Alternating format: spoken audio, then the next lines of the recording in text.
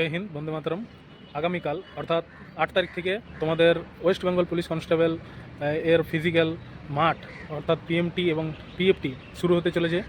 তো মেয়েদের থাকছে 8, 9, 10 এই 3 দিন মাঠ, আর 11, 12 বন্ধ থাকবে এবং তারপর 13 তারিখ থেকে শুরু হচ্ছে ছেলেদের মাঠ।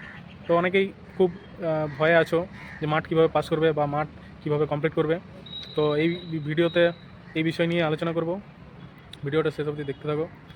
তো তোমাদের মাঠে কী কী নিয়ে যেতে হবে না, মাঠে নিয়ে যেতে হবে তোমাদের যে অ্যাডমিট কার্ড ডাউনলোড হয়েছে সেই ডাউনলোড করা অ্যাডমিট কার্ড, আর সাথে নিয়ে যেতে হবে আধার ওয়েবসাইট থেকে ডাউনলোড করা আধার কার্ড, যেখানে কিউআর কোড অবশ্যই থাকতে হবে। এই দুটো ডকুমেন্টস তোমাদেরকে নিয়ে যেতে হবে। সঠিক সময়ের আগেই কিন্তু তোমাদেরকে মাঠে উপস্থিত হতে হবে।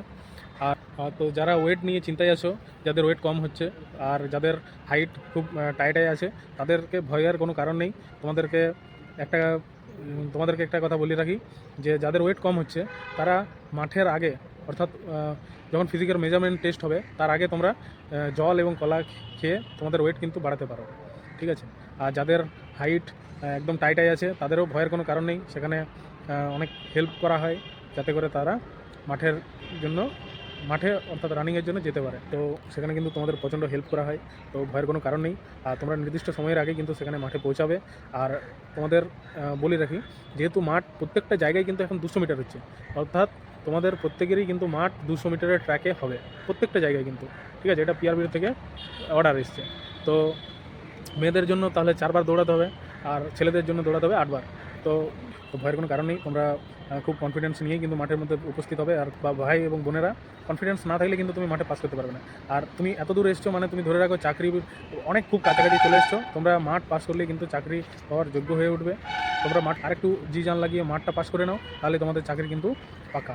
তো সবাইকে একটা কথাই বলবো যে বেশি চিন্তা করো না, মাঠের জন্য খুব একটা মোটিভেশন নিয়ে পুরো মাঠের মধ্যে উপস্থিত হও, যে সবাই যখন পারছে তখন তুমিও পারবে। আর নিজের জন্য শুধুমাত্র একটা সিটেই যথেষ্ট। ভালো মাঠ আছে দুর্গাপুরে, যাদের মাঠ পড়ছে ভগৎ সিংয়ে, তো মাঠ খুবই ভালো আছে। তোমরা চাইলে জুতো পরেও দৌড়াতে পারো, চাইলে খালি পায়েও দৌড়াতে পারো। তো আর সবাইকে একটা কথাই বলবো যে যেই হয়ে যাক মাঠ কিন্তু কমপ্লিট করে আসবে।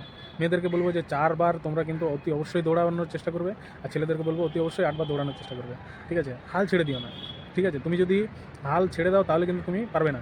তোমাকে মাথার মধ্যে রাখতে হবে যে না, আমাকে কমপ্লিট করতে হবে। তো তুমি এই মেন্টালিটি নিয়ে যদি যাও তো অবশ্যই মাঠ পাস করবে, ঠিক আছে। সবাইকে শুভকামনা রইল, দেখা হচ্ছে পরের ভিডিওতে।